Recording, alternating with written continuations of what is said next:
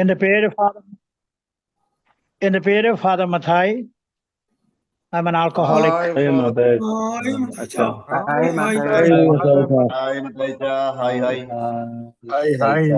Hi. ദൈവകൃപയാലും കൂട്ടായ്മയുടെ സഹായത്താലും നിങ്ങളുടെ ഓരോരുത്തരുടെയും സഹായത്താലും ഇന്നേ ദിവസം എനിക്ക് കുടിക്കേണ്ട ആവശ്യം ഉണ്ടായില്ല. ഞാൻ ഇത് പറയാൻ തുടങ്ങിയിട്ടിപ്പം 33 വർഷം കഴിഞ്ഞു. 34ാമത്തെ വർഷത്തിലേക്ക് ഞാൻ കടന്നു. ഈ 21 സെപ്റ്റംബർ 21-ാം തീയതി എൻ്റെ 34ാമത്തെ ബർത്ത്ഡേ ആയിരുന്നു. ഇത്രയും വർഷങ്ങളിൽ ഞാൻ ഈ പ്രോഗ്രാമിൽ കൂടെ സഞ്ചരിക്കുന്നു വിതൗട്ട് എ റിലാപ്സ്. പലരും എന്നോട് ചോദിച്ചു, അച്ഛാ എന്താണ് ഈ കുടിക്കുന്നതിൻ്റെ കാരണങ്ങൾ? ഞാൻ എൻ്റെ ജീവിതത്തിൽ ഞാൻ കുടിക്കാനുള്ള കാരണങ്ങൾ അതേക്കുറിച്ച് ഞാൻ പലപ്പോഴും എന്നോട് തന്നെ ഞാൻ ചോദിച്ചിട്ടുണ്ട്. എൻ്റെ ഓർമ്മയിൽ പപ്പ മരിക്കുന്നത് വരെ മദ്യപിച്ച് ഞാൻ കണ്ടിട്ടില്ല. എന്നാൽ ഞങ്ങള് 4 ആൺമക്കള് 4 പേരും മദ്യപാനിയായി മാറി, ഇൻക്ലൂഡിങ് മൈസെൽഫ് എ പ്രീസ്റ്റ്. രണ്ടാമത് ഞാൻ എന്നോട് തന്നെ ചോദിക്കുമായിരുന്നു, ഞാനൊരു വൈദികനാണ്, എങ്ങനെയാണ് ഞാൻ ഇതിനകത്ത് വന്ന് പെട്ടത്? പലപ്പോഴും എനിക്ക് ഉത്തരം കിട്ടാത്ത ഒരു ചോദ്യമായിരുന്നത്.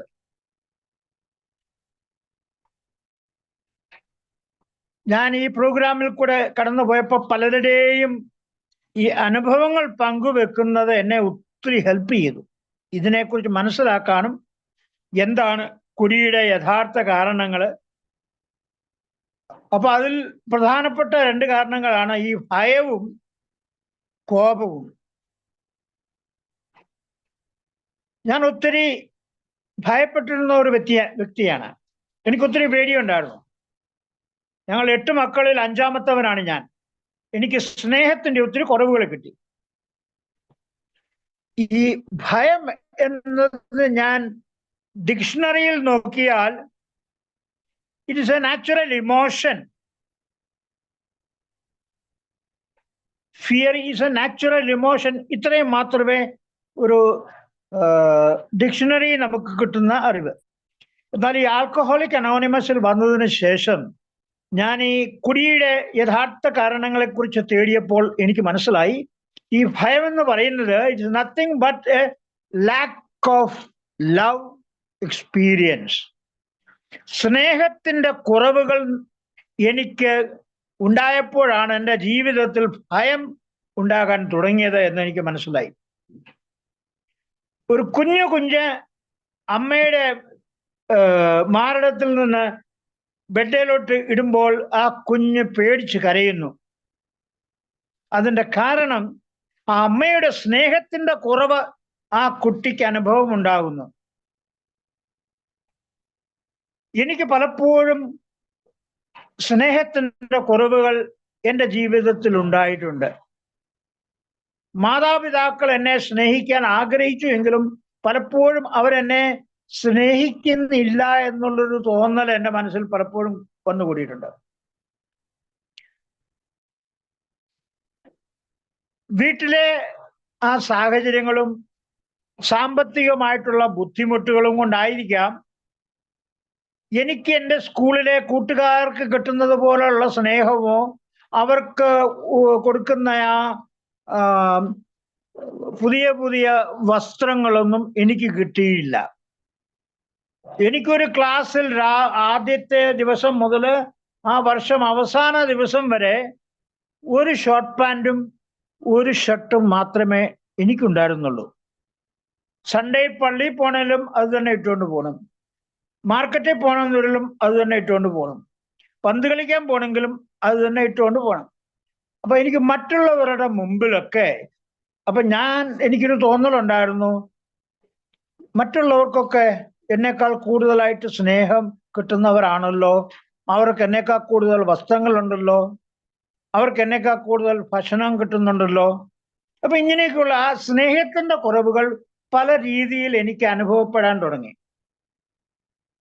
സ്കൂളിലാണെങ്കിലും ചെല്ലുമ്പോഴും അവർക്ക് മറ്റുള്ളവരെ പോലെയുള്ള ഒരു മതിപ്പോ അല്ലെ ഒരു സ്നേഹം എനിക്ക് കിട്ടാതെ പോയി. എനിക്ക് ഹെഡ് മാസ്റ്ററുടെ തല്ല് കിട്ടിയിട്ടുണ്ട്. അതും എൻ്റെ no fault of my own. ഞാൻ ഒരു തെറ്റ് ചെയ്യാഞ്ഞിട്ട് പോലും എൻ്റെ കൂട്ടുകാരൻ ജനലിൽ കൂടെ അകത്ത് കയറി വന്ന് കതക് തുറന്ന് കൊടുത്തു. അത് പിയൂൺ കണ്ടുപിടിച്ചപ്പം അവനെയും പിടിച്ചു, അവന്റെ കൂടെ ഉണ്ടായിരുന്ന എന്നെയും പിടിച്ചു. ഞാൻ പുറത്തായിരുന്നില്ല, എന്നിട്ടും എന്നെയും പിടിച്ചു. ഹെഡ് മാസ്റ്റർ അടുത്ത് കൊണ്ടെന്ന് പറഞ്ഞു, ഇവന്മാർ കള്ളന്മാരാണ്, ഇവന്മാരത് ജനലിനകത്തോടെ സ്കൂളിനകത്ത് കയറി. അത് ഹെഡ് മാസ്റ്റർ ഞങ്ങളെ വിളിച്ചു, രണ്ടുപേരും അസംബ്ലിയുടെ സമയത്ത് ഞങ്ങളെ വിളിച്ചിട്ട് എല്ലാ കുട്ടികളുടെയും മുമ്പിൽ വെച്ച് ചോടയ്ക്ക് നല്ല 3 ചൂരൽ വടി അങ്ങോട്ട് കിട്ടിയപ്പോൾ ഞാനങ്ങോട്ട് കരയാൻ തുടങ്ങി. എനിക്ക് വേറെ മാർഗമൊന്നുമില്ലായിരുന്നു. കരഞ്ഞു. പക്ഷെ എൻ്റെ ജീവിതത്തിൽ അത് വളരെയധികം സ്വാധീനിച്ചു. സ്നേഹത്തിന്റെ കുറവ് എനിക്ക് മനസ്സിലായി. അത് കഴിഞ്ഞിട്ട് പലപ്പോഴും സ്നേഹത്തിന്റെ കുറവുകൾ എനിക്ക് എൻ്റെ വീട്ടിൽ തന്നെ അനുഭവപ്പെട്ടു. ടീച്ചേഴ്സിന്റെ ആണെങ്കിലും ഗുരുക്കന്മാരുടെ കയ്യിൽ നിന്നാണെങ്കിലും സ്നേഹത്തിന്റെ കുറവുകൾ അനുഭവപ്പെട്ട പല സാഹചര്യങ്ങളുണ്ട്. അപ്പൊ എനിക്ക് പലപ്പോഴും പേടിയുള്ള ആളുകള്, പോലീസുകാർ എനിക്ക് വലിയ പേടിയാണ്. അവർ പണിഷ് ചെയ്യുമെന്നുള്ളൊരു പേടി എൻ്റെ ഉള്ളിൽ വളരെയധികം കടന്നുകൂടിയിട്ടുണ്ട്. അതിപ്പോഴാണെന്ന് വരില്ല, ഞാൻ വണ്ടി ഓടിച്ച് റോഡിൽ കൂടെ എവിടെയെങ്കിലും പോകുമ്പം പോലീസുകാരെ കാണുകയോ ട്രാഫിക് പോലീസൊക്കെ വണ്ടി എന്നെ കൈ കാണിക്കുകയൊക്കെ ചെയ്യുമ്പം എനിക്കങ്ങ് അധികമായിട്ട് എന്നെ അലട്ടുന്ന ഒരു പ്രശ്നമാണ് പേടി. ഈ പോലീസുകാരുള്ള പേടി. അവരിൽ നിന്ന് എങ്ങനെയെങ്കിലും എസ്കേപ്പ് ചെയ്യാൻ വേണ്ടിയിട്ട് ഞാൻ പല പ്രാവശ്യം ശ്രമിച്ചിട്ടുണ്ടെങ്കിലും പരാജയപ്പെട്ടു. ഞാൻ പലപ്പോഴും മറ്റുള്ളവരിൽ നിന്ന് അൺവാണ്ടഡ് ആയിട്ടുള്ള ഒരു അനുഭവം എനിക്ക് ഉണ്ടായിട്ടുണ്ട്. ഐ ആം നോട്ട് വാണ്ടഡ്, നിന്നെ ഇവിടെ ആവശ്യമില്ല എന്നുള്ള രീതിയിൽ. ഈ പ്രോഗ്രാമിൽ വന്നതിന് ശേഷവും ഞാനത് പലപ്പോഴും അനുഭവിച്ചു. കാരണം പ്രോഗ്രാം കഴിഞ്ഞ് ഞാൻ ഇവിടെ വന്നപ്പോൾ എൻ്റെ രൂപതയിൽ വൈദികനായിട്ടിരിക്കുന്ന സമയത്ത് ക്രിസ്തുമസിന്റെ സമയത്ത് ഞങ്ങൾക്കൊരു പാർട്ടി, ഒരു ഗെറ്റ് ടുഗദർ, അച്ഛന്മാരെല്ലാവരും കൂടെ ഒരു ഗെറ്റ് ടുഗദർ ബിഷപ്പുമായിട്ട് ഉണ്ടായി. എല്ലാവർക്കും ഇൻവിറ്റേഷൻ കൊടുത്തു, എനിക്ക് ഇൻവിറ്റേഷൻ തന്നില്ല. അപ്പം എൻ്റെ അയൽവക്കത്തുള്ള മറ്റൊരച്ഛൻ ഇങ്ങനെ പോയപ്പോൾ എന്നോട് വിളിച്ചു, മത്തായിച്ചൻ വരുന്നില്ലയോ? ഞാൻ പറഞ്ഞു, എനിക്ക് ഇൻവിറ്റേഷൻ ഇല്ല, അത് കാരണം ഞാൻ വരുന്നില്ല. അതെന്താ മത്തായിച്ചന് ഇൻവിറ്റേഷൻ കിട്ടാഞ്ഞത്? എല്ലാരെയും വിളിച്ചായിരുന്നല്ലോ. ഞാൻ പറഞ്ഞു, ഇന്ന് ചിലപ്പം പാർട്ടിയൊക്കെ അല്ലേ, ഇന്ന് ഇച്ചിരി വെള്ളമൊക്കെ അടിക്കുന്ന ദിവസമല്ലേ, എല്ലാവർക്കും ഇച്ചിരി വെള്ളമൊക്കെ കൊടുക്കും. അപ്പൊ മത്തായിച്ചൻ വന്നാൽ ചിലപ്പോൾ മത്തായിച്ചൻ വെള്ളം കുടിച്ചു കഴിഞ്ഞാൽ അപ്പോൾ അവൻ്റെ സൊബ്രായിറ്റി പോയില്ലേ, അപ്പൊ അതുകൊണ്ട് ആരെങ്കിലും നമ്മളെ മനഃപൂർവ്വം വിളിക്കാതിരുന്നതായിരിക്കാം എന്ന് ഞാൻ പറഞ്ഞു മറുപടി. പക്ഷേ എനിക്കത് ഒത്തിരി സ്നേഹത്തിന്റെ കുറവ് പോലെ എനിക്ക് മനസ്സിലായി. കാരണം they are not called me. I felt like I am unwanted. That fear of rejection was എന്നെ അലട്ടിക്കൊണ്ടിരുന്നു. അതുപോലെ തന്നെ എനിക്ക് പലർക്കും മദ്യപാനികൾക്കുള്ളതാണ് ഫിയർ ഓഫ് ഡെത്ത്.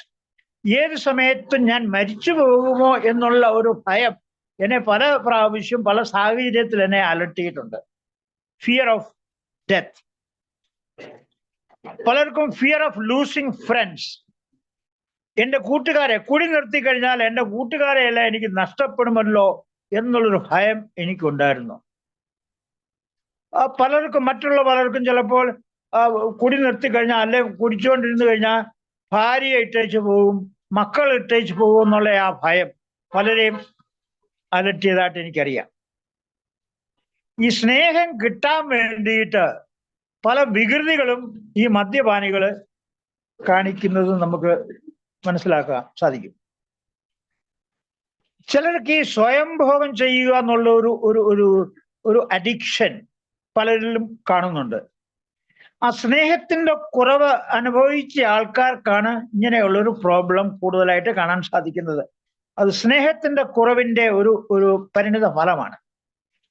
അതുപോലെ തന്നെ പലരും വേശ്യാലയങ്ങളിലേക്ക് പോകുന്നത് നമുക്ക് കാണാൻ സാധിക്കുന്നു. അതും ഈ സ്നേഹത്തിന് വേണ്ടിയിട്ടാണ് അവർ ഈ പരക്കപ്പാച്ചിൽ നടത്തുന്നത്. അമിതമായ ഭക്ഷണം കഴിക്കുക, ഒരു അൺസിസ്റ്റമാറ്റിക് ആയിട്ടുള്ളൊരു ജീവിതം നയിക്കുക, ഒരു ഡിസിപ്ലിൻഡ് ലൈഫ് നടത്താതെയൊക്കെ ഇരിക്കുന്നത്, ഇതൊക്കെ ഈ സ്നേഹത്തിന്റെ കുറവ് ഉണ്ടായിട്ടുള്ള ആളുകൾക്കുണ്ടാകുന്ന വികൃതികളാണ് ഇതെല്ലാം. ഇനിയിപ്പം ഞാൻ സംസാരിക്കാൻ ആഗ്രഹിക്കുന്നത് എങ്ങനെയാണ് നമ്മുടെ ഈ സ്നേഹത്തിന്റെ കുറവിനെ, അല്ലെ ഈ ഭയത്തെ നമ്മളിൽ നിന്ന് അകറ്റാനും ഭയമില്ലാതാക്കാനും ഭയമില്ലാതെ ജീവിക്കാനും നമുക്ക് എങ്ങനെയാ സാധിക്കുന്നത് എന്നുള്ള ഒരു ഇത്. സ്നേഹത്തിന്റെ കുറവ് അനുഭവിച്ചവർക്ക് പലപ്പോഴും സ്നേഹം കിട്ടാൻ വേണ്ടിയിട്ട് നാം പലരെയും പലതരത്തിലും നമ്മൾ പല വികൃതികളും നമ്മൾ കാട്ടിക്കൊടുക്കുന്നു. ഈ സ്നേഹം എന്ന് പറയുന്നത് പിടിച്ചു വാങ്ങാനോ വിലയ്ക്ക് വാങ്ങാനോ ഉള്ള സാധനമല്ല. സ്നേഹം നമുക്ക് ലഭിക്കുന്നത് നാം സ്നേഹം കൊടുക്കുവാൻ തുടങ്ങുമ്പോഴാണ്. We receive what we give. ഞാൻ സ്നേഹം കൊടുക്കാൻ തുടങ്ങുമ്പോഴാണ് എനിക്ക് സ്നേഹം ലഭിക്കുവാൻ തുടങ്ങുന്നത്. അപ്പൊ ഞാൻ സ്നേഹം ആർക്കൊക്കെയാണ് കൊടുക്കേണ്ടത്, എങ്ങനെയാണ് കൊടുക്കേണ്ടത്, എങ്ങനെ സ്നേഹം കൊടുത്താൽ എനിക്ക് സ്നേഹം തിരിച്ചു കിട്ടും? ആദ്യമായി ഞാൻ എന്നെ തന്നെ സ്വയം സ്നേഹിക്കാൻ പഠിക്കണം. മദ്യപാനിയെ സംബന്ധിച്ചിടത്തോളം അവൻ സ്വയം സ്നേഹിക്കുന്ന വ്യക്തിയല്ല. സ്വയം അവൻ ദ്രോഹിച്ചുകൊണ്ടിരുന്നു, സ്വയമേ അവൻ അബ്യൂസ് ചെയ്തുകൊണ്ടിരുന്നു, physical abuse and emotional abuse. സ്വയമേ അവൻ ടേക്ക് കെയർ ചെയ്യില്ല, ഭക്ഷണ സമയത്ത് കഴിക്കില്ല, അലക്കി വൃത്തിയാക്കിയ വസ്ത്രം ധരിക്കില്ല, ദിവസവും കുളിക്കുകയില്ല. അവന്റെ സംസാര ഭാഷ അശ്ലീലമായിട്ടുള്ള ഭാഷ സംസാരിക്കുന്ന ഒരു വ്യക്തിയാണ്. അപ്പൊ സ്നേഹം കിട്ടാത്ത ഒരു വ്യക്തിയുടെ ബിഹേവിയറാണ് ഈ പറഞ്ഞതൊക്കെ. അപ്പൊ സ്നേഹം ലഭിക്കാൻ വേണ്ടിയിട്ട് നാം സ്നേഹം കൊടുക്കാൻ ശ്രമിക്കണം. ആദ്യമായി നാം സ്വയം സ്നേഹിക്കാൻ തുടങ്ങണം. സ്വയം സ്നേഹിക്കാൻ തുടങ്ങുന്നതിന്റെ ലക്ഷണം ചെറിയ ചെറിയ കാര്യങ്ങളിൽ കൂടുതൽ ശ്രദ്ധ ചെലുത്തിക്കൊണ്ട് എല്ലാ ദിവസവും കുളിക്കുക. നമ്മുടെ നഖമൊക്കെ ഒത്തിരി നീണ്ട് വളർന്നതാണെങ്കിൽ അത് ഒന്ന് നെയിലൊക്കെ ഒന്ന് കട്ട് ചെയ്ത് വൃത്തിയാക്കുക. നമ്മുടെ വസ്ത്രങ്ങളൊക്കെ ഒന്ന് ധരിച്ചലക്കി നാം ധരിക്കുക. മുഖത്തൊരു ഒരു പുഞ്ചിരി ഓടുകൂടി നാം മറ്റുള്ളവരുമായിട്ട് സംസാരിക്കാൻ തുടങ്ങുക. Give them a smile. അതുപോലെ തന്നെ നാം മറ്റുള്ളവരുമായിട്ട് ഇടപെടുമ്പോൾ be presentable. comb your hair, put a little oil on your head. മറ്റുള്ളവരോടൊക്കെ പോസിറ്റീവ് എനർജി കൊടുത്തുകൊണ്ട് പോസിറ്റീവ് വേർഡ്സ് മാത്രം സംസാരിക്കാൻ തുടങ്ങുക. അപ്പം നമുക്ക് മറ്റുള്ളവര് ആ ആദരവും സ്നേഹവും തരാൻ തുടങ്ങും. നാം സ്വയം സ്നേഹിക്കുമ്പോൾ നമുക്ക് അതിൻ്റെ ഫലം നമുക്ക് ലഭിക്കുന്നതായിട്ട് നമുക്ക് മനസ്സിലാക്കാൻ സാധിക്കും. നാം മറ്റുള്ളവരുടെ മുമ്പിൽ ഹം കിസി സേ കം നഹി എന്നുള്ള ഒരു ആറ്റിറ്റ്യൂഡ് നമുക്കുണ്ടാകും. 4 പേരുടെ മുമ്പിലാണെങ്കിൽ എനിക്ക് ഇരുന്ന് ഭക്ഷണം കഴിക്കാം, ഇരുന്ന് സംസാരിക്കാം. അപ്പൊ ഞാൻ എന്നെ തന്നെ ഒന്ന് ഡിസിപ്ലിനിൽ കൊണ്ടുവന്ന് ഒരു വൃത്തിയായിട്ടൊക്കെ ഒന്ന് 4 പേരുടെ മുമ്പിൽ ഇരിക്കുകയാണെന്ന് അത് ഞാൻ എന്നെ തന്നെ സ്നേഹിക്കുന്നതിൻ്റെ ഒരു ഭാഗമാണ്. Taking care of myself, eating food in time, sleeping in time, giving exercise in time according to my need for my health. ഇതൊക്കെ സ്വയം സ്നേഹിക്കുന്നതിൻ്റെ ലക്ഷണങ്ങളാണ്. രണ്ടാമതായിട്ട് ഞാൻ മറ്റുള്ളവരെ സ്നേഹിക്കാൻ തുടങ്ങണം. മറ്റുള്ളവർ എന്നെ സ്നേഹിക്കുകയില്ല, ഞാൻ അവരെ സ്നേഹിക്കാൻ തുടങ്ങിയില്ലെങ്കിൽ. നമ്മുടെ മുമ്പിൽ പല തരത്തിലുള്ള ആളുകൾ വരും. കൊച്ചു കുട്ടികളായിരിക്കാം, നമ്മുടെ ഏജ് ഗ്രൂപ്പ് ആയിരിക്കാം, പിയർ ഗ്രൂപ്പ്സ് ആയിരിക്കാം, നമ്മളെക്കാളും പ്രായം ഉള്ള ആൾക്കാരായിരിക്കാം, വൃദ്ധകളായിരിക്കാം, പാവപ്പെട്ടവനായിക്കോട്ടെ, ആരും ആയിക്കോട്ടെ, അംഗഹീനായിക്കോട്ടെ, നാം അവരെ സ്നേഹിക്കാൻ തുടങ്ങുമ്പോൾ അവരും നമുക്ക് സ്നേഹം തരാൻ തുടങ്ങും. ഞാനൊരു കൊച്ചു കുട്ടിക്കൊരു ഒരു സ്മൈല് കൊടുക്കുമ്പോൾ ആ കുട്ടി എന്നെ നോക്കി പുഞ്ചിരിക്കാൻ തുടങ്ങും, എനിക്ക് സ്നേഹം കിട്ടാൻ തുടങ്ങും. ഞാനൊരു 100 കുട്ടികളുടെ മുമ്പിൽ ഞാൻ അവർക്കെല്ലാം ഒരു പുഞ്ചിരി കൊടുത്തോണ്ട് ഗുഡ് മോർണിംഗ് ചിൽഡ്രൻ എന്ന് പറയുമ്പോൾ അവരെല്ലാവരും സന്തോഷത്തോടെ പുഞ്ചിരിയോടുകൂടി ഗുഡ് മോർണിംഗ് ഫാദർ എന്ന് അവർ പറയും. എനിക്ക് ഇങ്ങോട്ട് തിരിച്ചു കിട്ടും. മറ്റുള്ളവരെ ഞാൻ സ്നേഹം കൊടുക്കുമ്പോൾ മറ്റുള്ളവരിൽ നിന്ന് എനിക്ക് സ്നേഹം കിട്ടും. അപ്പൊ ഞാൻ സ്നേഹത്താൽ വളരുമ്പോൾ എൻ്റെ ഉള്ളിലെ ഭയം അകന്നുകൊണ്ടേയിരിക്കും. ഞാൻ സ്നേഹത്താൽ നിറഞ്ഞു കഴിയുമ്പോൾ എൻ്റെ ഉള്ളിലെ ഭയം അകന്നുകൊണ്ടേയിരിക്കും. ആദ്യത്തെ ദിവസം 34 വർഷം മുമ്പ് ആൽക്കഹോളിക് അനോണിമസിൽ മീറ്റിങ്ങിൽ ആദ്യമായിട്ട് ഞാൻ ഇരുന്ന് എന്നോട് ചെയർപേഴ്സൺ ആവശ്യപ്പെട്ട് മത്തായിച്ചൻ ഒന്ന് ഷെയർ ചെയ്യാമോ? അപ്പൊ ഞാൻ എല്ലാവരുടെയും മുമ്പിൽ എഴുന്നേറ്റ് നിന്ന് പറഞ്ഞു, I am father Mathai, I am an alcoholic.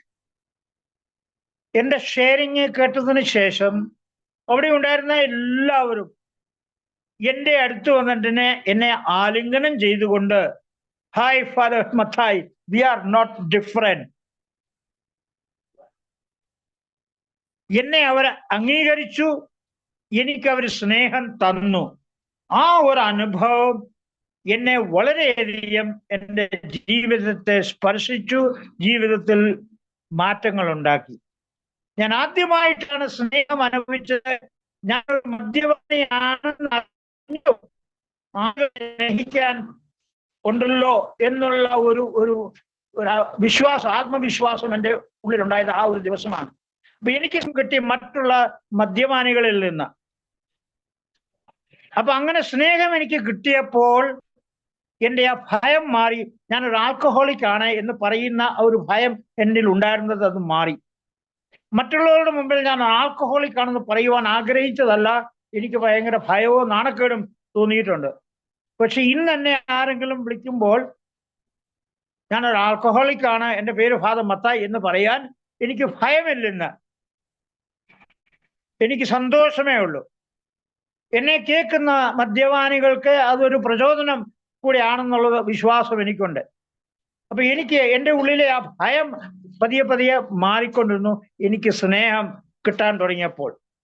പിന്നെ മൂന്നാമത്തെ തലം, ഞാൻ ദൈവത്തെ സ്നേഹിക്കാൻ തുടങ്ങി, ദൈവത്തിന് സ്നേഹം കൊടുക്കുവാൻ തുടങ്ങി. ഇന്ന് ഞാൻ മദ്യപാനത്തിൽ നിന്ന് അകന്ന് ജീവിക്കുന്നു എങ്കിൽ അത് ദൈവത്തിന്റെ കൃപയാണ്. ദൈവത്തിന്റെ കൃപ കൊണ്ട് മാത്രമാണ്, എൻ്റെ കഴിവ് കൊണ്ടല്ല. ഞാൻ ദൈവത്തോട് കൃതജ്ഞതയുള്ളവനാണ്.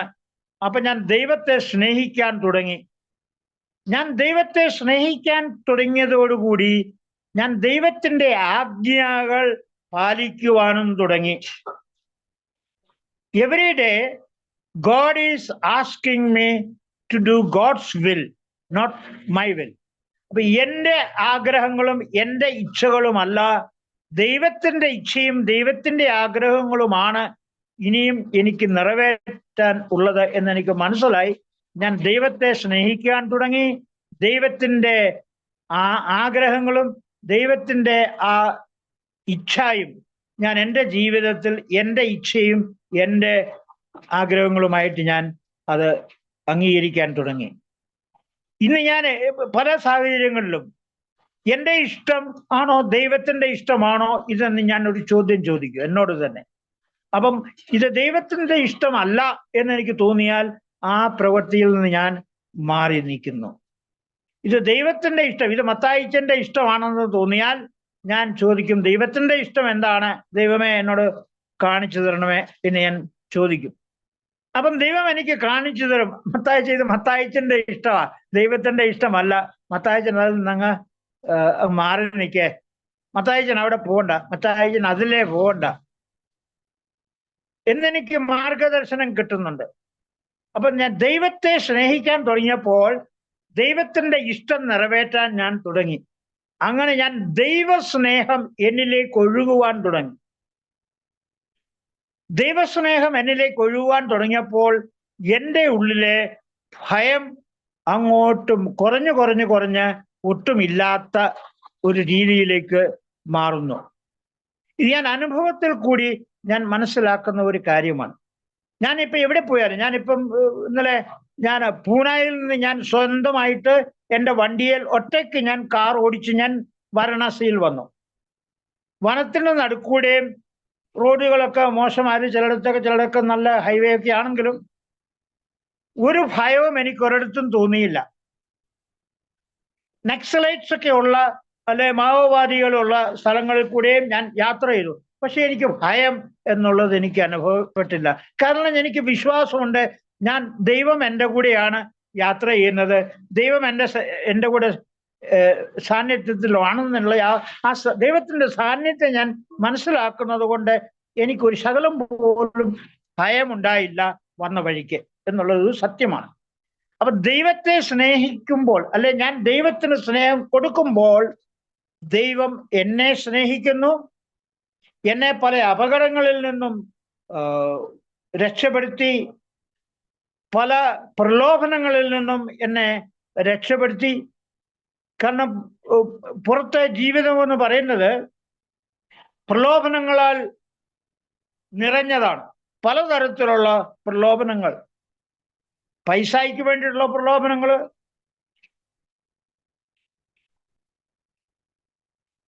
സെക്ഷുവൽ ആയിട്ടുള്ള ഒരു പ്രലോഭനങ്ങള്,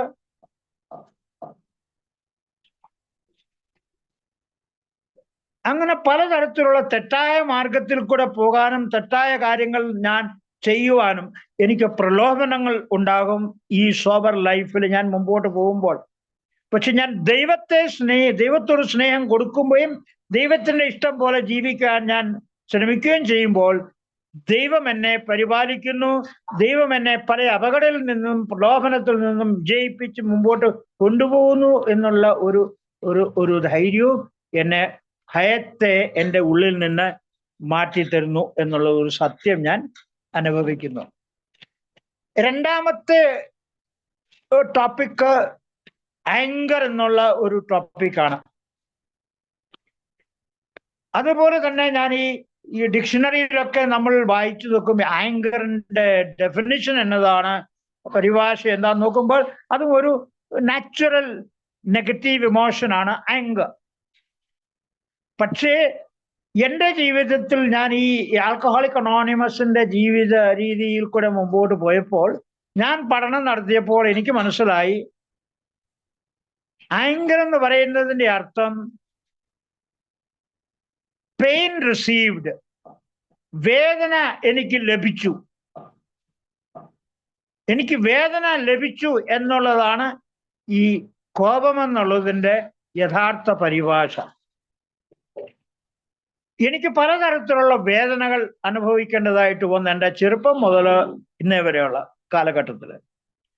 എപ്പോഴെല്ലാം എനിക്ക് വേദനകൾ, അത് ഫിസിക്കൽ പെയിൻ ആയിക്കോട്ടെ, മെന്റൽ ആഗണി ആയിക്കോട്ടെ, ഇമോഷണൽ പെയിൻ ആയിക്കോട്ടെ, ഏതെല്ലാം തരത്തിലുള്ള പെയിൻ, വേദന എനിക്ക് ലഭിച്ചുവെങ്കിൽ എൻ്റെ ഉള്ളിൽ കോപം എന്ന ആ ഭാവന വളർന്നു വരാൻ തുടങ്ങി.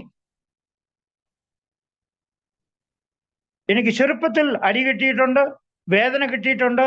എനിക്ക് അധ്യാപകരോടും ഹെഡ് മാസ്റ്ററോടുമുള്ള അരിശം എൻ്റെ ഉള്ളിൽ ഇങ്ങനെ കോപം വളർന്നുകൊണ്ടേയിരുന്നു. ഞാൻ 4ാം ക്ലാസ്സിൽ പഠിക്കുമ്പോൾ ഒരു ടീച്ചർ എന്നോട് പറഞ്ഞു, ഒരു ആദ്യ വെള്ളിയാഴ്ച ദിവസമായിരുന്നു. അപ്പം ഞങ്ങളുടെ സ്കൂളില് ക്രിസ്ത്യാനികളും ഉണ്ട്, ഹിന്ദുക്കളും ഉണ്ട്, മുസ്ലിങ്ങളും ഉണ്ട്. അപ്പം ടീച്ചർ പറഞ്ഞു ക്രിസ്ത്യാനികളെല്ലാം എഴുന്നേറ്റ് നിൽക്കടാന്ന് പറഞ്ഞു. അപ്പൊ എനിക്ക് തോന്നി ഞാനൊരു ക്രിസ്ത്യാനിയാണ്, അപ്പൊ ഞാൻ എഴുന്നേറ്റ് നിന്നു. എന്നിട്ട് ഞങ്ങളോട് പറഞ്ഞു, നിങ്ങൾ ലൈനായിട്ട്, ഒരു ലൈൻ ആണുങ്ങളുടെ, ഒരു ലൈൻ പെണ്ണുങ്ങളുടെ, നിങ്ങൾ ലൈനായിട്ട് പള്ളിയിലോട്ട് പോകാൻ പറഞ്ഞു. എന്തിനാ പോകുന്നതെന്നോ എന്താണെന്നൊന്നും എനിക്കറിയത്തില്ല. ഇത്രയും ഞാൻ ആജ്ഞ കേട്ടു. ടീച്ചർ പറഞ്ഞു ക്രിസ്ത്യാനികൾ എഴുന്നേൽക്കുക, ലൈനായിട്ട് പള്ളിയിൽ പോവുക. ഞാൻ ലൈനായിട്ട് എല്ലാവരുടെയും കൂടെ പള്ളിയിൽ ചെന്നു. ആക്ച്വലി അന്ന് അവിടെ ഞങ്ങളുടെ ഒരു പള്ളിയിലൊരു ഇങ്ങനൊരു സ്കൂളിലൊരു ഇതുണ്ടായിരുന്നു. എല്ലാ ആദ്യ വെള്ളിയാഴ്ച ദിവസങ്ങളിലും കുട്ടികൾ പള്ളിയിൽ ചെന്ന് കുമ്പസാരിക്കണം. അപ്പൊ ആദ്യ കുമ്പസാരം കഴിഞ്ഞ ആൾക്കാരെല്ലാം ഇപ്പൊ 4ാം ക്ലാസ്സിൽ വന്നു കഴിഞ്ഞാൽ പിന്നെ മിക്കവാറും എല്ലാവരും കുമ്പസാരിച്ചിരിക്കും. പക്ഷെ എന്നെ സംബന്ധിച്ചിടത്തോളം ഞാൻ ആദ്യ കുമ്പസാരം നടത്തിയിട്ടില്ല, ആദ്യ കുർബാന നടത്തിയിട്ടില്ലാത്തൊരു വ്യക്തിയായിരുന്നു. അത് ടീച്ചറിന് അറിയത്തില്ലായിരുന്നു.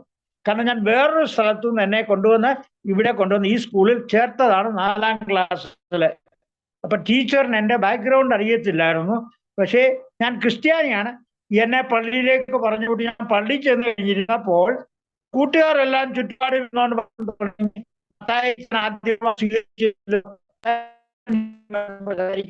ഈ വർത്തമാനം കേട്ടിട്ടുണ്ട്. കുമ്പസാരക്കൂട്ടിലിരുന്ന വികാരിയച്ഛൻ എഴുന്നേറ്റ് ഞങ്ങളുടെ അടുത്ത് പറഞ്ഞു ചോദിച്ചു, എന്നാടാ നീയൊക്കെ ഇവിടെ നിന്ന് വർത്തമാനം പറയുന്നത്?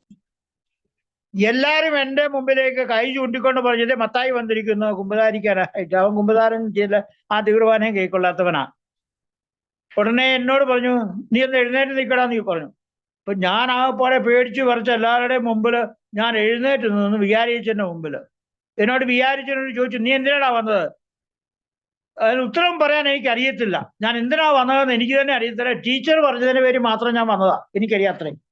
പക്ഷെ എന്തേലും ചോദിച്ചാൽ ഉടനെ ഉത്തരം കൊടുക്കണമെന്നൊരു സ്വഭാവം എൻ്റെ ചെറുപ്പം മുതലേ ഉണ്ടായിരുന്നു. ഉടനെ ഞാൻ അച്ഛനോട് പറഞ്ഞു, അച്ഛൻ ഞാൻ പ്രാർത്ഥിക്കാൻ വന്നതാന്ന് പറഞ്ഞു. അപ്പൊ അച്ഛന് തോന്നി ഞാൻ മാനിച്ചിട്ട് ചെറുകൂടാണല്ലോ ആദ്യം ചോദിച്ചതിന് മറുപടി എന്താ കണ്ടില്ലേ, ഞാൻ പ്രാർത്ഥിക്കാൻ വന്നതാണ്. ഉടനെ അച്ഛൻ എൻ്റെ കൈക്ക് പിടിച്ചോണ്ട് എന്നോട് പറഞ്ഞു, നീ ഇനി വാടാ, നിന്നെ ഞാൻ പ്രാർത്ഥിപ്പിക്കാമെന്ന് പറഞ്ഞു. എന്നെ കൊണ്ടുവന്ന് എൻ്റെ പള്ളിയുടെ ആ ആൾത്താരയുടെ മുമ്പിൽ ഇങ്ങനെ അവിടെ ഒരു റെയിലിങ്സ് ഉണ്ടായിരുന്നു, പഴയ ആ പള്ളിയുടെ റെയിലിങ്സ്.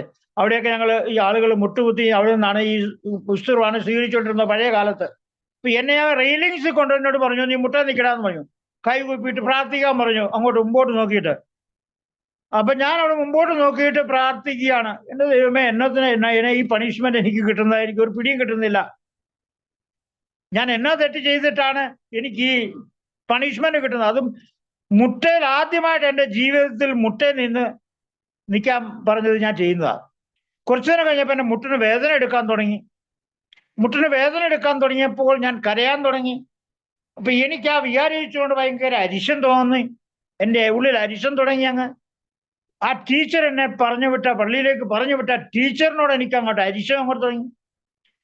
എൻ്റെ പുറകിലിരിക്കുന്ന ആൺകുട്ടികളും പെൺകുട്ടികളും എല്ലാം എന്നെ നോക്കി കളിയാക്കുകയായിരിക്കും, ചിരിക്കുകയായിരിക്കും എന്നുള്ളൊരു തോന്നൽ എൻ്റെ മനസ്സിൽ കൂടെ കടന്നു പോകുന്നു. അപ്പൊ എൻ്റെ ഉള്ളിൽ വേദന അങ്ങ് വർദ്ധിച്ചുകൊണ്ടിരിക്കുന്നു. അതേസമയം എൻ്റെ ഉള്ളിലെ ആ കോപവും അങ്ങ് വർദ്ധിച്ചുകൊണ്ടേയിരുന്നു, അതേ പ്രപ്പോർഷനില്.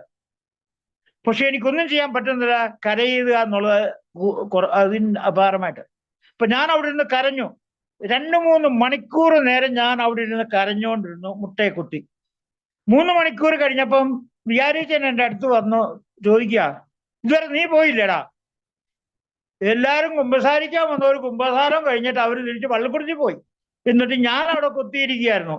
ഇമാജിൻ ചെയ്തുകൊണ്ടും എല്ലാവരും എന്നെ നോക്കി ഇന്ന് ചിരിക്കുക പറയുന്നു. അപ്പോഴാണ് മനസ്സിലായത്, ഞാൻ എഴുന്നേൽക്കുന്ന പള്ളിക്കുറിച്ച് പോരാ, നീ പോയിട്ട് നിന്റെ ക്ലാസ് റൂം അടയ്ക്കുന്നതിന് മുമ്പായിട്ട് പോയി ബാഗ് എടുത്തുകൊണ്ട് വീട്ടിൽ പോകാൻ പറഞ്ഞു. ഞാൻ പേടിച്ച് ക്ലാസ് റൂമിൽ ചെന്നപ്പോഴത്തേക്ക് ക്ലാസ് റൂം എല്ലാം അടച്ചു കഴിഞ്ഞു, എല്ലാവരെല്ലാം വീടുകളിലേക്ക് പോയി. അപ്പം പുസ്തകവും ബുക്കും ഇല്ലാതെ വീട്ടിൽ ചെന്ന് കഴിഞ്ഞാൽ എനിക്ക് അവിടെ തല്ല് കിട്ടും. ഇനി എങ്ങനെയാടാ വീട്ടിൽ പോകുന്നതെന്ന് ഞാനിങ്ങനെ ആലോചിച്ചിരുന്നു. വേദന അങ്ങ് ഭാരമായിട്ട് ഞാൻ ഈ വേദനയും അരിശവും കാരണം കോപത്താൽ ഞാൻ ചില തീരുമാനങ്ങൾ മനസ്സിൽ അങ്ങോട്ട് ചിന്തിക്കാൻ തുടങ്ങി.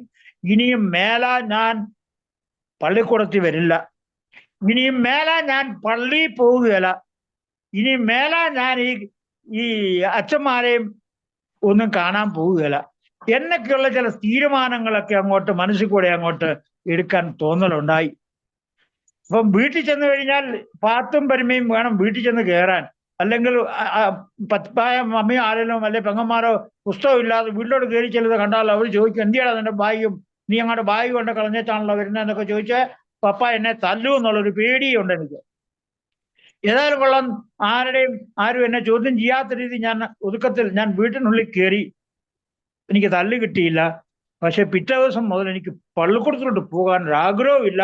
പള്ളിക്കൂടത്തിൽ പോകുന്നത് എനിക്ക് വളരെ ബുദ്ധിമുട്ട് പോലെ എനിക്ക് തോന്നി. പക്ഷെ എൻ്റെ മുമ്പിൽ വേറെ ഓപ്ഷൻ ഒന്നും ഇല്ല. ഞാൻ പള്ളിക്കൂടത്തിൽ പോകാതിരുന്നാൽ എനിക്ക് വീണ്ടും വീട്ടിൽ തല്ല് കിട്ടും. അത് കാരണം എനിക്ക് പോകേണ്ടി വന്നു. എൻ്റെ ജീവിതത്തിൽ അരിശം ഇങ്ങനെ വളർന്ന് വളർന്ന് വന്നതിൻ്റെ ഒരു പശ്ചാത്തലം ഇതാണ്. എനിക്ക് വേദന ലഭിച്ചു. എന്നെ മുട്ടേ കുത്തി നിർത്തി 3 മണിക്കൂർ. എൻ്റെ മുട്ടിന്റെ അടിയിൽ ചെറിയ തരി പോലുള്ള മണല് തരികൾ അവിടെ ഉണ്ടായിരുന്നത് എൻ്റെ മുട്ടയിലോട്ട് കയറിയിട്ട് എനിക്ക് വേദന സഹിക്കാൻ മേലാത്ത വേദന കിട്ടിയപ്പോൾ എൻ്റെ ഉള്ളിൽ കോപം വർദ്ധിച്ചു വർദ്ധിച്ചു വർദ്ധിച്ചു വന്നു.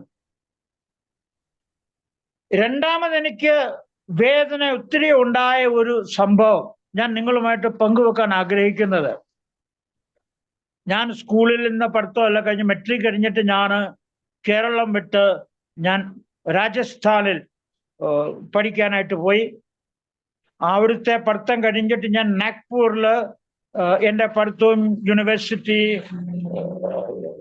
പഠനങ്ങളെല്ലാം നാഗ്പൂരിൽ യൂണിവേഴ്സിറ്റിയിലാണ് ഞാൻ ചെയ്തത്. അതെല്ലാം കഴിഞ്ഞൊരു വൈദികനായി. വൈദികനാകുന്നതിൻ്റെ 1 വർഷം മുമ്പ് ഞങ്ങൾക്കൊരു ഡീക്കൻ പട്ടം എന്ന് പറഞ്ഞൊരു പട്ടമുണ്ട്. അപ്പൊ ആ ഡയക്കണേറ്റ് പട്ടം സ്വീകരിക്കുന്നതിന് മുമ്പായിട്ട് ചില ചടങ്ങുകളൊക്കെ ഉണ്ട് സെമിനാരിയുടെ. ഞാൻ കാഞ്ഞിരപ്പള്ളി രൂപതയിൽ നിന്നുള്ള സീറോ മലബാർ രൂപത ആണ് കാഞ്ഞിരപ്പള്ളി. അവിടുന്ന് ഞാൻ ജോലി ചെയ്യുവാനായിട്ട് എന്നെ വിളിച്ചത് വാരണാസി രൂപതയിലേക്കാണ്. അത് ലാറ്റിൻ ഡയസിസ് ആണ്.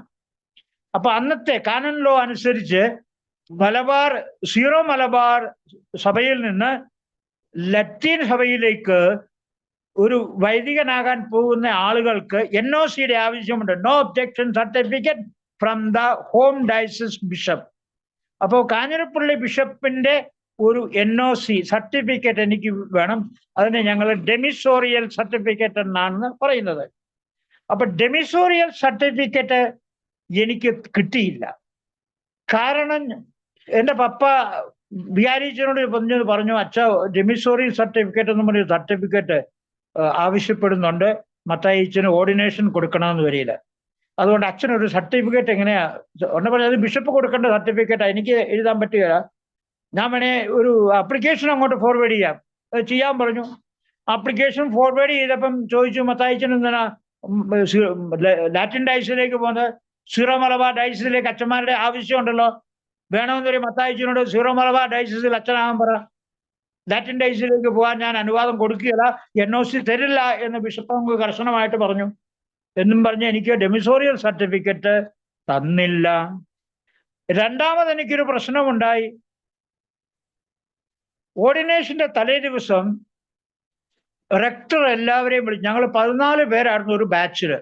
14 പേരെ പിറ്റേ ദിവസം പട്ടം സ്വീകരിക്കാനായിട്ട് നിയോഗിച്ച ദിവസമാണ്. അപ്പൊ തലേ ദിവസം വൈകിട്ട് എന്നെ റെക്ടർ മുറിയിൽ വിളിച്ചു പറഞ്ഞു, മത്തായിച്ച നാളെ 13 പേർക്ക് പട്ടം കൊടുക്കുന്നതായിരിക്കും, മത്തായിച്ചന് നാളെ പട്ടം കൊടുക്കാൻ സാധിക്കില്ല. ഇത് കേട്ടപ്പോൾ ഞാൻ അതുപോലെ തന്നെ ഞാൻ എൻ്റെ ശരീരത്തോടു കൂടി ഞാൻ അങ്ങ് ഭൂമിയിലേക്ക് അങ്ങ് താണുപോയി എന്ന് എനിക്കങ്ങ് തോന്നിപ്പോയി. 14 വർഷം ഞാനൊരു വൈദികനാകാൻ ആഗ്രഹിച്ച് പഠിച്ച് പഠനമെല്ലാം തീർന്നു കഴിയുന്ന പട്ടത്തിന്റെ തലേ ദിവസം കേൾക്കേണ്ടി വന്നു, നാളെ മത്തായിച്ചന് പട്ടം സ്വീകരിക്കാൻ സാധിക്കുകയില്ല എന്ന്. ഞാൻ എൻ്റെ വീട്ടിൽ നിന്ന്, കേരളത്തിൽ നിന്ന് എൻ്റെ ഗസ്റ്റിനെയും റിലേറ്റീവ്സിനെയും എല്ലാം വിളിച്ചു. പട്ടം സ്വീകരണത്തിനുള്ള എല്ലാ കാര്യങ്ങളും ക്രമീകരിച്ചു. പുതിയ ലോഹ തയ്പ്പിച്ചു, ക്യാമറാമാനെ അറേഞ്ച് ചെയ്തു, ടീ പാർട്ടി അറേഞ്ച് ചെയ്തു, കേരളത്തിൽ നിന്ന് വന്നവർക്ക് താമസിക്കാനുള്ള മുറികളും എല്ലാം അറേഞ്ച് ചെയ്തു, സെറ്റ് ചെയ്തു, അവർക്ക് തിരിച്ചു പോകാനുള്ള ടിക്കറ്റ് വരെ അറേഞ്ച് ചെയ്തു. അവരെല്ലാം അവിടെ ഉണ്ട് താനും. അപ്പൊ എനിക്കിത് കേൾക്കുമ്പോൾ എനിക്ക് അങ്ങോട്ട് ഇത്രയും അങ്ങോട്ട് എൻ്റെ ഹൃദയത്തിൽ കൂടെ ഒരു വാള് കടന്നു പോയതുപോലെ എനിക്ക് തോന്നി. അങ്ങ് ഹൃദയം അങ്ങ് വേദനയിൽ അങ്ങ് തകർന്നു പോയി. അതുപോലെ വേദന ഉണ്ടായ ഒരു നിമിഷമായിരുന്നു അത്. എനിക്ക് വേദന ലഭിച്ചപ്പോൾ എൻ്റെ ഉള്ളിൽ കോപം എന്ന ഒരു അവനെ അങ്ങോട്ട് വളർന്നിട്ട് ആദ്യമായിട്ട് എന്നോട് പറഞ്ഞ റെക്ടർ അച്ഛനോട് എനിക്ക് കോപം തോന്നി. അത് കഴിഞ്ഞ് എൻ്റെ ബിഷപ്പിനോട് എനിക്ക് കോപം തോന്നി. ഈ ബിഷപ്പ് എന്തുകൊണ്ട് എനിക്ക് ഡെമിസോറിയൽ സർട്ടിഫിക്കറ്റ് തന്നില്ല? അതുപോലെ തന്നെ എൻ്റെ പാരിഷ് പ്രീസ്റ്റിനോട് എനിക്ക് കോപം തോന്നി. അച്ഛൻ എന്തുകൊണ്ട് അപ്പൊ റെക്ടർ അച്ഛൻ എന്നോട് പറഞ്ഞു, മത്തായിച്ചന് ഓർഡിനേഷൻ ബ്ലോക്ക് ചെയ്തതിന്റെ 2 കാരണങ്ങളുണ്ട്. ഒന്ന് ഡെമിസോറിയൽ സർട്ടിഫിക്കറ്റ്, രണ്ടാമത് മത്തായിച്ചന്റെ ബാപ്റ്റിസം സർട്ടിഫിക്കറ്റും മത്തായിച്ചന്റെ ഫയലിൽ ഇല്ല. അപ്പം ബാപ്റ്റിസം കിട്ടാത്ത ഒരാളിനെ ഓർഡിനേഷൻ കൊടുക്കാൻ നിയമമില്ല. ഇത് 2 കാരണങ്ങളാണ് എന്ന് പറഞ്ഞു. അപ്പൊ ഞാൻ ഒന്നും മിണ്ടാതെ അവിടെ നിന്ന് കഴിഞ്ഞപ്പോൾ റെക്ടർ അച്ഛൻ എന്നോട് ചോദിച്ചു, മത്തായിച്ചൻ എന്താ ഒന്നും മിണ്ടാതെ നിൽക്കുന്നത്, എന്തെങ്കിലും പറയാനുണ്ടോ എന്ന് ചോദിച്ചു. ഞാൻ പറഞ്ഞു, എനിക്കൊന്നും പറയാനില്ല അച്ചോ. അപ്പൊ ഞാൻ പറഞ്ഞു, അച്ചോ മാമോദിസ സർട്ടിഫിക്കറ്റിന്റെ ഫയലിനകത്ത് ഇല്ല എങ്കിൽ ഞാൻ മാമോദിസ സ്വീകരിച്ചില്ല എന്ന് തെളിയുന്നില്ല. ഞാൻ മാമോദിസ സ്വീകരിച്ചിട്ടുള്ള വ്യക്തിയാണ്. 1 പ്രാവശ്യമല്ല 2 പ്രാവശ്യം മാമോദിസ സ്വീകരിച്ചോ. ഇത് പറഞ്ഞപ്പോ അച്ഛൻ ചിരിച്ചു. എന്താ മത്തായിച്ചന് 2 പ്രാവശ്യം എങ്ങനെയാ മാമോദിസ കിട്ടിയത്? ഞാൻ പറഞ്ഞു, ആദ്യത്തെ മാമോദിസ എനിക്ക് 7 ദിവസം പ്രായമുണ്ടായപ്പോൾ ഒരു മർത്തോമാ പള്ളിയിൽ, ഞങ്ങളുടെ വീടിന്റെ അടുത്ത് ഒരു മർത്തോമാ പള്ളിയിൽ കൊണ്ടുവന്ന് എന്നെ മാമോദിസ മുക്കി. അത് കഴിഞ്ഞ് ഞങ്ങൾ കത്തോലിക്ക പള്ളി വന്നപ്പോൾ കത്തോലിക്ക പള്ളിയിലെ അച്ഛൻ പറഞ്ഞു, മർത്തോമാ പള്ളിയിൽ മുങ്ങിയ മാമോദിസ ഞങ്ങൾ സ്വീകരിക്കുകയില്ല, അതുകൊണ്ട് മത്തായിച്ചനെ ഒന്നുകൂടെ മാമോദിസ മുക്കണം എന്ന് പറഞ്ഞ് 2ാമത് തന്നെ മാമോദിസ മുക്കി കത്തോലിക്ക പള്ളി. പക്ഷേ അച്ഛൻ എൻ്റെ പേര് മാമോദിസ രജിസ്റ്ററിൽ എഴുതാൻ മറന്നുപോയി. അത് അച്ഛൻ്റെ ഒരു ഫെയിലിയർ ആയിരുന്നു. അപ്പൊ എൻ്റെ പേര് മാമോദിസ ബുക്കിനകത്തില്ല, രജിസ്റ്ററിനകത്തില്ല. അതുകൊണ്ട് എനിക്ക് NOC തരാൻ പറഞ്ഞപ്പോൾ വികാരിയച്ഛൻ പറഞ്ഞു, ഇവന് മാമോദിസ മുക്കിയതിന്റെ തെളിവൊന്നുമില്ല, രജിസ്റ്ററിനകത്ത് കാണുന്നില്ല പേര്. ബാക്കിയുള്ള പിള്ളേരുടെ എല്ലാവരുടെയും പേരുണ്ട്, ചേട്ടന്മാരുടെയും അനിയന്മാരുടെയും പെങ്ങന്മാരുടെയും എല്ലാം ഉണ്ട്, എൻ്റെ പേരില്ല ഈ കാരണവശാൽ. അപ്പൊ ഞാൻ എൻ്റെ റെക്ടറോട് പറഞ്ഞു, അച്ഛോ ഞാൻ മാമോദിസ മുങ്ങിയ ആളാണ്, സർട്ടിഫിക്കറ്റ് എന്തുകൊണ്ട് ഇത് ഫയലിനകത്തില്ലെങ്കിൽ എനിക്കറിയത്തില്ല. പിന്നെ ഡെമിസോറിയൽ സർട്ടിഫിക്കറ്റിനെ ഞാൻ അപേക്ഷിച്ചു, പക്ഷെ എന്തുകൊണ്ട് ബിഷപ്പ് തന്നില്ല എന്ന് എനിക്കറിയത്തില്ല. അപ്പൊ എൻ്റെ റെക്ടർ എന്നോട് പറഞ്ഞു, മത്തായിച്ചൻ്റെ കാര്യം ചെയ്യും, ഇപ്പൊ തൽക്കാലം മുറിയിലേക്ക് പോവുക, ഞാൻ നിങ്ങളുടെ ബിഷപ്പിനെ ഒന്ന് ഫോൺ ചെയ്ത് ചോദിക്കട്ടെ, നിങ്ങളുടെ ബിഷപ്പ് പറയുകയാണെങ്കിൽ നമുക്ക് എന്തെങ്കിലും പരിഹാരം ഉണ്ടാക്കാം എന്ന് പറഞ്ഞു. എന്നും പറഞ്ഞ് ബിഷപ്പ് വിളിക്കാനായിട്ട് റെക്ടർ തീരുമാനിച്ചു. ഞാൻ മുറിയിലേക്ക് പോയി. ഒരു 5 മിനിറ്റ് കഴിഞ്ഞില്ല, അതിനു മുമ്പേ ഒരു ബ്രദർ വന്ന് എന്നെ വിളിച്ചു, റെക്ടർ അതേ മത്തായിച്ചനെ വിളിക്കുന്നു മുറിയിലേക്ക് എന്ന് പറഞ്ഞു. ഞാൻ ഉടനെ പെട്ടെന്ന് ഓടി റെക്ടറിന്റെ മുറി വന്നപ്പം റെക്ടറിനോട് പറഞ്ഞു, മത്തായിച്ച, you got a green signal for ordination for tomorrow. നാളെ മത്തായിച്ചന്റെ ഓർഡിനേഷൻ നടക്കും, അതിനുള്ള ഗ്രീൻ സിഗ്നൽ മത്തായിച്ചന്റെ ബിഷപ്പ് തന്നു, എനിക്കൊരു ഫയറിങ്ങും കിട്ടിയെന്ന് പറഞ്ഞു. മത്തായിച്ചൻ നിങ്ങളുടെ കൂടെ ആയിരുന്നില്ല കഴിഞ്ഞ 14 വർഷം. മത്തായിച്ചന്റെ ഫയലിനകത്ത് മാമോദിസ സർട്ടിഫിക്കറ്റ് ഇല്ല എന്നുള്ളത് ഓർഡിനേഷന്റെ തലേദിവസമാണോ ഇങ്ങനെ നോക്കിയത്? ഇങ്ങനെ എന്നാ റെസ്പോൺസിബിലിറ്റിയാ കാണിച്ചത് അവിടെ?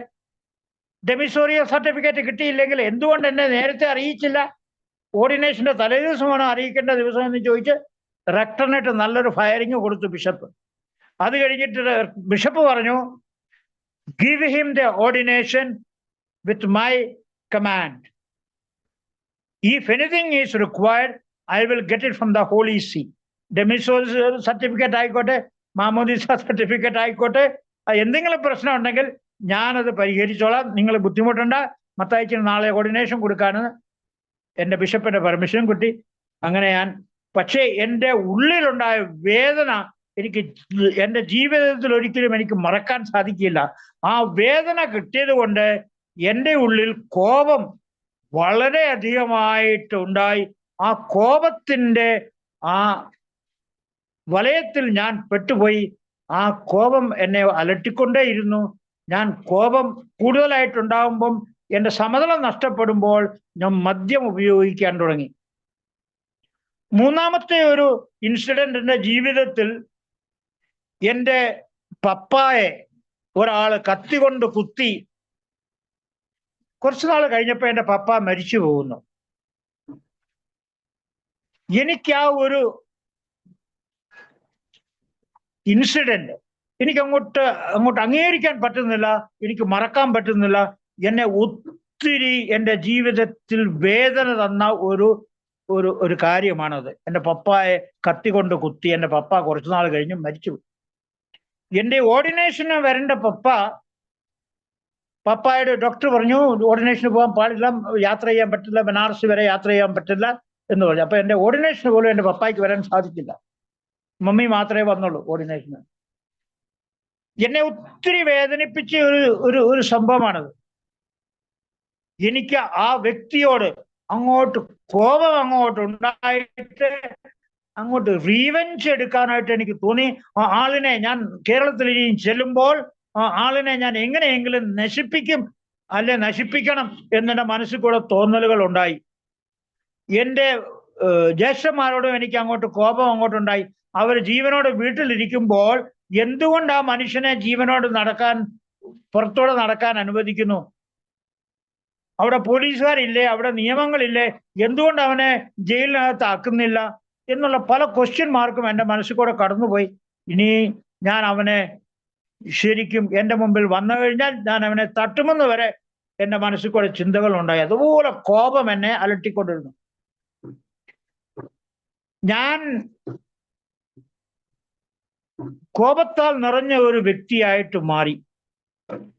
മദ്യം കുടിച്ച് ഒരല്പമെങ്കിലും എനിക്ക് ആരെങ്കിലും വേദന തന്നാൽ എൻ്റെ കോപം എൻ്റെ സംയമനം നഷ്ടപ്പെടുത്തി, സമനില നഷ്ടപ്പെടുത്തി എനിക്ക് മദ്യപാനത്തിന്റെ അടിമയായി ഞാൻ മാറി. ഈ പ്രോഗ്രാമിൽ വന്നതിന് ശേഷം എൻ്റെ സ്പോൺസർ എന്നോട് ഒരിക്കൽ പറഞ്ഞു, മത്തായിച്ചന്റെ ഉള്ളിൽ ഒത്തിരി അരിശവും കോപവും ഉണ്ടല്ലോ, ഇങ്ങനെ അങ്ങോട്ട് പോയി കഴിഞ്ഞാൽ എങ്ങനെയാ? മത്തായിച്ചൻ വീണ്ടും കുടിക്കുമല്ലോ അങ്ങനെയാണല്ലേ. If you really love your sobriety you must get rid of your anchor എന്ന് പറഞ്ഞു. ഞാൻ പറഞ്ഞു, സാറേ അത് എങ്ങനെയാ, എനിക്കറിയത്തില്ല, എങ്ങനെയാണ് കോപത്തിൽ നിന്ന് രക്ഷപ്പെടുന്നതെന്ന് എനിക്കൊന്ന് പറഞ്ഞതാ. ഉടനെ എന്നോട് പറഞ്ഞു, you must forgive the people who have given U pain. ഞാൻ പറഞ്ഞു, സാറേ ഞാൻ എല്ലാവരോടും ഞാൻ ക്ഷമിക്കാം, പക്ഷേ എൻ്റെ അപ്പനെ കൊന്നവനോട് എനിക്ക് ക്ഷമിക്കാൻ സാധിക്കില്ല. സാർ എന്തുമാത്രം പറഞ്ഞാലും എനിക്കത് ചെയ്യാൻ സാധിക്കില്ല എന്ന് ഞാൻ പറഞ്ഞു. ഉടനെ എന്നോട് തിരിച്ചു മറുപടി പറഞ്ഞു, മത്തായിച്ചനെങ്കിൽ you will have to drink again. മത്തായിച്ചൻ വീണ്ടും പോയി കുടിക്കും. മത്തായിച്ച അത് ചെയ്യാൻ ആഗ്രഹിക്കുന്നില്ലെങ്കിൽ മത്തായിച്ചന് മുമ്പിൽ ഈ ഒരു ഓപ്ഷൻ അല്ലാതെ വേറൊരു സെക്കൻഡ് ഓപ്ഷൻ ഇല്ല. അവനോട് ക്ഷമിക്കുക എന്നുള്ള ഒരു ഓപ്ഷൻ മാത്രമേ ഉള്ളൂ. So you have to do it. Your only function is to forgive. അപ്പൊ ഞാൻ സാറിനോട് ചോദിച്ചു, സാറേ എന്നോട് പറഞ്ഞതാ, എങ്ങനെയാ അവനോട് ക്ഷമിക്കുന്നത്? എനിക്ക് ക്ഷമിക്കാൻ അങ്ങോട്ട് പറ്റുന്നില്ല.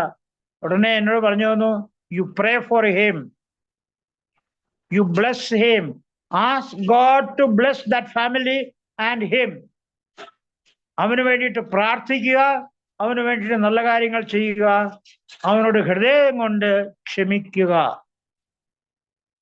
അപ്പം ആദ്യം എനിക്കിങ്ങനെ ചിന്ത വന്നു, എൻ്റെ ദൈവമേ അവനെ എങ്ങനെയെങ്കിലും നശിപ്പിച്ചു തരണേ, എൻ്റെ മുമ്പിൽ അവനെ ഇനി കാണാൻ ഞാൻ ആഗ്രഹിക്കുന്നില്ല എന്ന് പ്രാർത്ഥിച്ചു. അപ്പം എൻ്റെ സ്പോൺസർ എന്നോട് പറഞ്ഞു, അങ്ങനെയല്ല പ്രാർത്ഥിക്കേണ്ടത്, ദൈവമേ അവനെ അനുഗ്രഹിക്കണമേ എന്ന് പ്രാർത്ഥിക്കാൻ പറഞ്ഞു. God bless him, God bless him, God bless him. I went on praying for him for hours together. മണിക്കൂറുകളോളം നീണ്ടിയ പ്രാർത്ഥന ഞാൻ ചെയ്തു അവന് വേണ്ടിയിട്ട്. അപ്പോൾ എൻ്റെ ഉള്ളിൽ അവനോട് ക്ഷമിക്കുവാനുള്ള ഒരു വരദാനം, ഒരു കൃപ എനിക്ക് ലഭിച്ചു.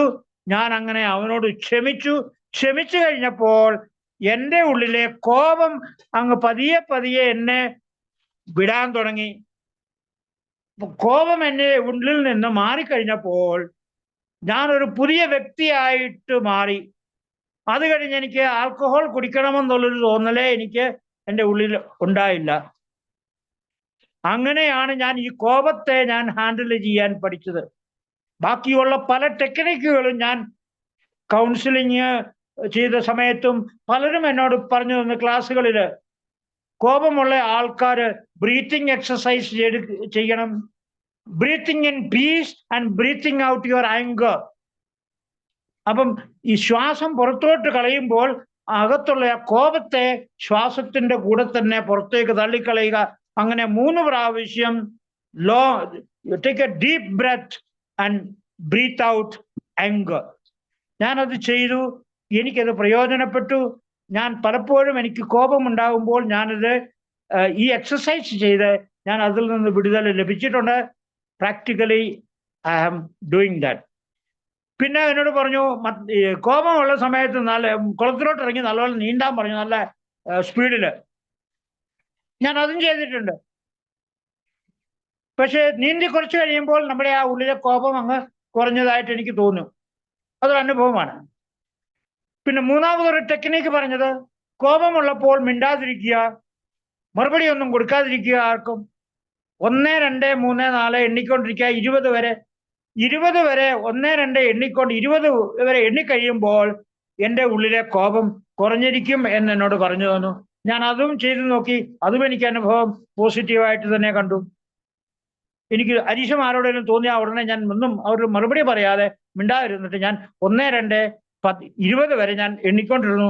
ആ 20 വരെ എണ്ണിക്കഴിയുമ്പോൾ എൻ്റെ ഉള്ളിലെ കോപം ഒത്തിരി കുറഞ്ഞതായിട്ട് എനിക്ക് അനുഭവത്തിൽ കൂടെ മനസ്സിലാക്കാൻ സാധിച്ചു. പിന്നെ ഒരു ടെക്നിക്ക് പറഞ്ഞു, യു പഞ്ച് ദ പില്ലോ. തലയണയിലോട്ട് കൈ കൊണ്ടോ ചുരുട്ടി അങ്ങോട്ട് ഇടിക്കാൻ പറഞ്ഞു. അരിശമുള്ള ആളിനെ ഇടിക്കുന്ന രീതിയിൽ മനസ്സിൽ കണ്ടുകൊണ്ട് അങ്ങോട്ട് പില്ലോ, തലയണ അങ്ങോട്ട് ഇടിച്ച് പഞ്ച് ചെയ്യാൻ പറഞ്ഞു. പക്ഷെ തലപണ പൊട്ടിക്കരുതെന്ന് എന്നോട് പറഞ്ഞു തന്നു. പക്ഷെ ഞാനതും ചെയ്തു നോക്കി. പക്ഷെ അതെനിക്ക് വലിയ കാര്യമായിട്ടൊന്നും പ്രയോജനം ചെയ്തതായിട്ട് എനിക്ക് തോന്നിയില്ല. അത് കാരണം ഞാൻ അങ്ങനെ വലിയ വാല്യൂ കൊടുത്തില്ല. പക്ഷെ ഏറ്റവും കൂടുതലായിട്ട് എനിക്ക് വാല്യൂ മനസ്സിലായത് മറ്റുള്ളവരോട്, പ്രത്യേകിച്ച് നമ്മെ വേദനിപ്പിച്ചവരോട് ക്ഷമിക്കുക, ഹൃദയം കൊണ്ട് ക്ഷമിക്കുക, അവരെ സ്നേഹിക്കുക, അവർക്ക് വേണ്ടിയിട്ട് പ്രാർത്ഥിക്കുക, അവർക്ക് വേണ്ടിയിട്ട് നല്ല കാര്യം ചെയ്യുക എന്നുള്ള ഒരു ഒരു ഒരു ഇൻസ്ട്രക്ഷൻസ് എനിക്ക് കിട്ടിയത്, സജഷൻ എനിക്ക് കിട്ടിയത് എൻ്റെ ജീവിതത്തിൽ ഞാൻ അതിനെ പ്രായോഗികമാക്കി. ഞാൻ അതെൻ്റെ ജീവിതത്തിൽ പ്രാക്ടീസ് ചെയ്തുകൊണ്ട് മുമ്പോട്ട് പോകുന്ന ഒരു വ്യക്തിയാണ്. ഇന്ന് ഞാൻ ആ ഒരു എനിക്ക് അരിശം തോന്നുമ്പോൾ, എനിക്ക് അരിശം എന്ന് പറയുന്നത് എൻ്റെ നാച്ചുറൽ ഇമോഷനാണ്. അത് ശരിയാണ്. പലപ്പോഴും ആരെങ്കിലും എന്നെ വേദനിപ്പിച്ചാൽ ഇന്നും എനിക്ക് അരിശം തുടങ്ങും. പക്ഷെ എൻ്റെ അരിശം അധികം വളരാൻ ഞാൻ വിട്ടുകൊടുക്കില്ല, അനുവദിച്ചു കൊടുക്കില്ല. അതിന് മുമ്പായിട്ട് തന്നെ ഞാൻ അവരോട് ക്ഷമിക്കുക ആദ്യം ചെയ്യുന്നത്. ദൈവമേ, അവരെ അനുഗ്രഹിക്കണമേ. അവരെന്നെ വേദനിപ്പിച്ചു, ഞാൻ ഒരു തെറ്റും ചെയ്യാതിരുന്നിട്ടും അവരെന്നെ ദോഷിയാക്കി എന്നെ ജഡ്ജ് ചെയ്തു. എന്നെ അവര് കുറ്റപ്പെടുത്തുന്നു. എൻ്റെ മേൽ അവര് തെറ്റായ ആരോപണങ്ങൾ ഉന്നയിക്കുന്നു. ദൈവമേ, അവരോട് ക്ഷമിക്കണേ എന്ന് ഞാൻ അവർക്ക് വേണ്ടിയിട്ട് പ്രാർത്ഥിക്കുന്നു. ഇത് ഞാൻ ഇന്ന് ചെയ്യുന്ന എൻ്റെ ഒരു ഒരു ഒരു ഒരു പ്രത്യേക ഒരു അനുഗ്രഹം എന്ന് ഞാൻ കാണുന്നു. എനിക്ക് മറ്റുള്ളവരോട് ക്ഷമിക്കാനും അവർക്ക് വേണ്ടിയിട്ട് പ്രാർത്ഥിക്കാനും സാധിക്കുന്നു. ദൈവം തമ്പുരാൻ എന്നെ അനുഗ്രഹിക്കുന്നു. അത് കാരണം എൻ്റെ തെറ്റുകൾക്കുമെല്ലാം എനിക്ക് ദൈവം ക്ഷമ തരുന്നുണ്ട്. എൻ്റെ തെറ്റുകളെ ദൈവം ക്ഷമിച്ചു എന്നെനിക്ക് ബോധ്യമാകുന്നുണ്ട്. ഞാൻ ഒത്തിരി തെറ്റുകൾ ചെയ്തിട്ടുണ്ട്. മദ്യപാനികളിൽ ഒരുപക്ഷെ ഞാൻ ചെയ്ത പോലെയുള്ള തെറ്റുകൾ പലരും ചെയ്ത് കാണുകയില്ല. എന്നാലും എൻ്റെ തെറ്റുകളെല്ലാം എൻ്റെ ദൈവം എന്നോട് ക്ഷമിച്ചിരിക്കുന്നു, ക്ഷമിച്ചു കഴിഞ്ഞു എന്നുള്ള ഒരു ബോധ്യം എൻ്റെ ഉള്ളിൽ ഇന്നുണ്ട്. അത് കാരണം എനിക്ക് ഈ മറ്റുള്ളവരോട് കോപിച്ച് അല്ലെ കോപത്താൽ വികൃതനായിട്ട് എനിക്ക് തെറ്റായ ആക്ടിവിറ്റീസിൽ ഇടപെടേണ്ട ആവശ്യമില്ല. എൻ്റെ എനർജി നഷ്ടപ്പെടുത്തേണ്ട ആവശ്യമില്ല. ഇന്നെൻ്റെ വായിൽ നിന്ന് നെഗറ്റീവായിട്ട് വാക്കുകൾ ഞാൻ വരാതിരിക്കാനായിട്ട് പ്രത്യേകം ശ്രദ്ധിക്കുന്നുണ്ട്. കാരണം എനിക്കറിയാം എനിക്ക് വേണ്ടുന്നത് പോസിറ്റീവ് എനർജിയാണ്. ആ പോസിറ്റീവ് എനർജി എനിക്ക് ലഭിക്കുന്നത് പോസിറ്റീവ് വേർഡ്സ് നമ്മൾ യൂസ് ചെയ്യുമ്പോഴാണ്. സകാരാത്മകമായിട്ടുള്ള വാക്കുകൾ ഞാൻ ഉപയോഗിക്കുമ്പോഴാണ് ഞാൻ മറ്റുള്ളവർക്ക് പോസിറ്റീവായിട്ടുള്ള ഊർജം കൊടുക്കുന്നത്. അപ്പൊ ഞാൻ ഊർജം മറ്റുള്ളവർക്ക് പോസിറ്റീവ് എനർജി കൊടുക്കുമ്പോൾ എനിക്ക് തിരിച്ചു കിട്ടുന്നതും പോസിറ്റീവ് എനർജിയാണ്. ആ പോസിറ്റീവ് എനർജിയിലാണ് ഞാൻ സൊബ്രൈറ്റി എന്നെ മെയിൻറ്റെയിൻ ചെയ്ത് ഞാൻ മുമ്പോട്ട് കൊണ്ടുപോകുന്നത്. അപ്പൊ ഇങ്ങനെ ഈ കോപത്തിൽ നിന്നുള്ള ഒരു പ്രശ്നത്തെ ഞാൻ ഫേസ് ചെയ്യുന്നു. ഞാൻ ഇത് പറയുന്നില്ല എൻ്റെ ഉള്ളിൽ ശകലം പോലും കോപമില്ല, ശകലം പോലും പെടാത്ത ഒരു വ്യക്തിയാണെന്ന് ഞാൻ പറയുന്നില്ല.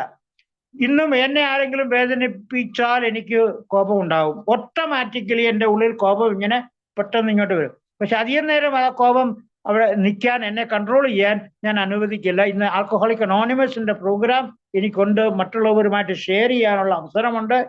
ഒരു ഫോൺ എടുത്ത് മറ്റുള്ളവരോട് സംസാരിക്കാം.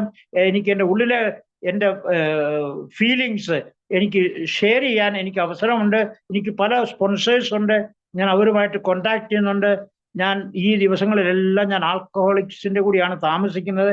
എൻ്റെ കൂടെ എപ്പോഴും ആൽക്കഹോളിക്സ് ഉള്ളത് കൊണ്ട് അവരുടെ പ്രശ്നങ്ങളൊക്കെ എന്നോട് പറയുന്നുണ്ട്. ഞാൻ വിചാരിക്കും അവരുടെ പ്രശ്നങ്ങളുടെ മുമ്പിൽ എൻ്റെ പ്രശ്നം വളരെ ചെറുതാണല്ലോ എന്നെനിക്ക് ചിലപ്പോൾ തോന്നും. പക്ഷേ എനിക്കിന്ന് മറ്റുള്ളവർക്ക് ഒരു ചെവി കൊടുക്കാൻ സാധിക്കുന്നു. അവരുടെ പ്രോബ്ലം പറയുമ്പോൾ അവരുമായിട്ട് തിരിച്ച് സംസാരിക്കാൻ പോകുന്നതിന് പകരമായിട്ട് അവർക്ക് ഞാൻ നല്ലൊരു കാത് കൊടുക്കുന്നു, ശ്രവണം കൊടുക്കുന്നു, മറ്റുള്ളവർക്ക് സ്നേഹം കൊടുക്കുന്നു. അങ്ങനെയൊക്കെ ചെയ്യുന്നത് കൊണ്ട് എനിക്ക് സ്നേഹം തിരിച്ചു ലഭിക്കുന്നു. മറ്റുള്ളവർ എന്നെ കാത് തരാനായിട്ട് അവര് ഉത്സുകരാകുന്നു. ഇതൊക്കെ ഈ പ്രോഗ്രാമിൽ വന്നതിന് ശേഷം ഞാൻ അനുഭവിക്കുന്ന നല്ല കാര്യങ്ങളാണ്. ഞാൻ ദൈവത്തിന് നന്ദി പറയുന്നു. ഇത്രയും നേരം എന്നെ ശ്രവിച്ചുകൊണ്ടിരുന്ന നിങ്ങൾ ഓരോരുത്തർക്കും ഞാൻ നന്ദി പറഞ്ഞുകൊണ്ട് എൻ്റെ വാക്കുകളെ ഞാൻ അവസാനിപ്പിച്ചു കൊള്ളട്ടെ. Thank you. God bless you. Thank you മത്തായിച്ച. ഞങ്ങളോടൊപ്പം ഇത്രയും സമയം ചെലവഴിച്ചു